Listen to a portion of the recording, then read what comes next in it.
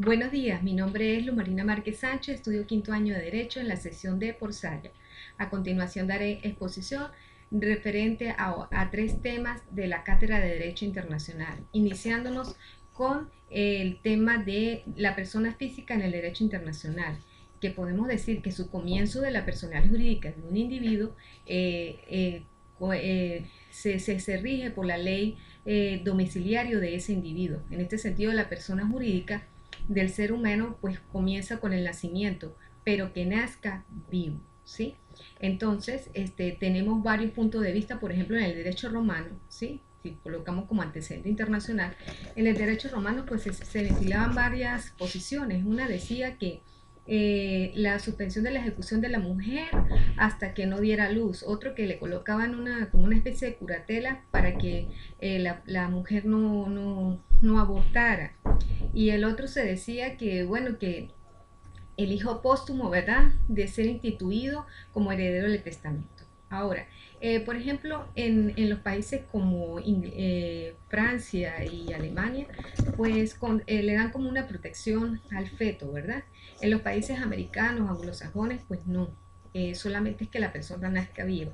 En el derecho venezolano, pues se habla es que es el hijo concebido y que nazca vivo. En el caso de los fetos, pues sí lo reconocen, pero no es para efecto de testamento, ¿sí? Entonces, cada país varía en su concesión en cuanto las teorías de la persona como tal. Y podemos decir que por ello se enfoca la teoría en dos. La situación del concebido, ¿verdad? Que ya lo dijimos, y la situación por concebir, que el derecho también cuenta con personas desde antes de nacer, ¿verdad? Por ejemplo, en el caso venezolano tenemos que en el 1443 del Código Civil habla de unas donaciones que puede recibir, que puede el padre o la madre recibir por encontrarse embarazada, vamos a decirlo así. Entonces le concede la oportunidad de hacer. Ahora, ¿cuándo se extingue esa personalidad, verdad? Esa personalidad pues también se presentan dos situaciones. La muerte propiamente dicha, ¿verdad? Que en el artículo 994 del Código Civil nos establece pues dos sistemas, un sistema de periodoncia y un sistema conmoriencia, ¿verdad? Entonces, esas son teorías donde se dice que, por ejemplo, el que tiene más fuerza en el momento de las muertes, cuando mueren varias personas, pues ahí es donde se determina la muerte. Y en la conmorienda es que todas las personas que murieron al mismo tiempo.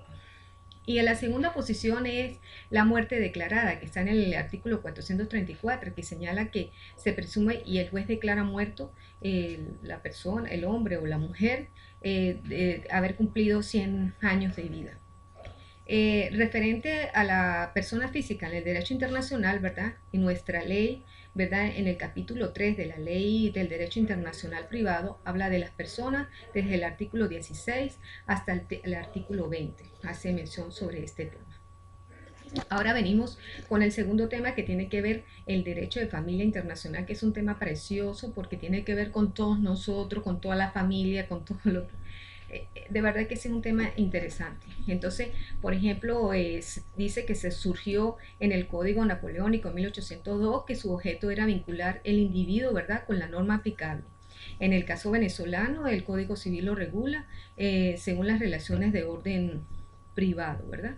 Entonces comenzamos primero con el estado del cónyuge, que se refiere a las situaciones respectivas de dos personas unidas por el matrimonio y los efectos que, ¿verdad?, que ese matrimonio surja en materia internacional, ¿verdad? Entonces tenemos que conocer lo interno. Entonces, en el caso del matrimonio, por ejemplo, el contrato civil es civil y solemne, celebrado entre dos personas del sexo diferente y con el objetivo de perpetuar la especie, ¿verdad? Al respecto, el capítulo eh, eh, de la Ley del Derecho Internacional, el capítulo 4, en sus artículos 21 y específicamente el 27, pues nos habla de la capacidad de contraer el matrimonio y de los requisitos de fondo del matrimonio, y sus bienes cuentan en un factor de conexión del domicilio, es decir, es el domicilio que determina, ¿verdad? En el caso de los bienes que se encuentren por ejemplo, de la familia, va a determinar dónde es que se va a celebrar todas aquellas derechos como tal, de los sucesores y eso. Tenemos otra cosa que es la separación de cuerpos y el divorcio. El divorcio es la separación, por supuesto, que un juez competente realiza por sentencia de dos personas unidas con vínculo de matrimonio. Eso lo establece el artículo 185 del Código Civil. Pero en el artículo 23 de la Ley del Derecho Internacional Privado establece que el divorcio y la separación de cuerpos rigen por el derecho domiciliario del cónyuge que intenta la demanda. En cambio, el domicilio del cónyuge demandante solo produce efecto después de un año de haberse ingresado al territorio de ese estado. Fíjense que son dos situaciones muy diferentes. Ahora tenemos otra cosa que es el estado del pariente por consanguinidad, que representa la situación recíproca de las personas que de una a otra de autor común, ¿verdad? Entonces, tenemos la afiliación, que de acuerdo con el artículo 24 de la Ley del Derecho Internacional Privado expresa que el establecimiento de la afiliación y las relaciones entre los padres e hijos se rigen por el derecho del domicilio del hijo. Fíjense que también nos mantenemos con el domicilio. Ahora tenemos la adopción, que es otra figura, ¿verdad?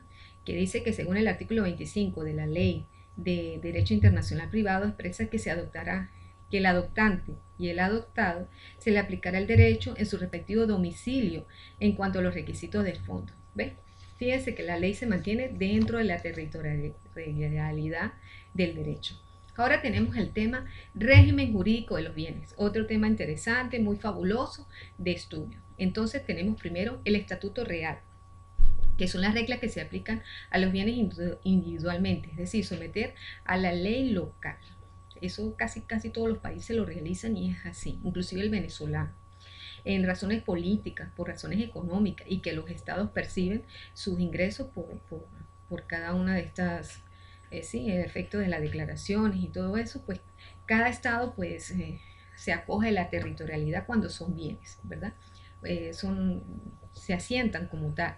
Entonces, fíjese que se definen como tres principios, ¿verdad? La naturaleza jurídica de los bienes, la determinación de los requisitos decididos para la transmisión de los bienes, el establecimiento del régimen constitutivo y funcional de los derechos. Eso es una de las naturalezas fundamentales de este derecho. Tenemos otra situación que es la aplicación de la ley les rei citae, ¿verdad? Que se fundamenta y se encuentra en la sumisión voluntaria de los particulares a la ley de situación que constituye la sede jurídica de los bienes. Por ello el gran autor alemán Savini, ¿verdad? Que en Venezuela se establece, por ejemplo, en el artículo 10 del Código Civil, que los bienes muebles e inmuebles situados en Venezuela se regirán por las leyes venezolanas. Es decir, aquí se toma en cuenta los dos factores, los bienes muebles y los bienes inmuebles. En el artículo 27 de la Ley de Derecho Internacional Privado, la Constitución en el contenido y la extensión de los derechos sobre bienes se regían por el derecho del lugar de la situación. Ahora tenemos otra situación que es el desplazamiento de los bienes, ¿sí? Que también es un tema muy interesante y que lo contemplan las normativas, ¿verdad? Que por su naturaleza los bienes muebles pueden cambiar de situación y pueden generar problemas. Por ejemplo, tenemos una situación A, con respecto al criterio internacional. Los bienes intrasitu son tres situaciones, ¿verdad? La exclusión de toda norma de tipo general, la aplicación de la ley en la última situación fija a los bienes y el sometimiento del derecho en lugar del destino. Tenemos otra situación que sería el punto B, que es con respecto a los bienes corporales, ¿sí? Estas son situaciones, por ejemplo, en el caso de los buques, las aeronaves y medios de transporte por ferrocarriles, ¿verdad? Su ley se basa en el abanderamiento, la matrícula y el registro. En cambio, en los vehículos automotores, ¿verdad? La ley es el lugar donde se encuentra. Por ello, el artículo 28 de la ley de derecho internacional, ¿verdad?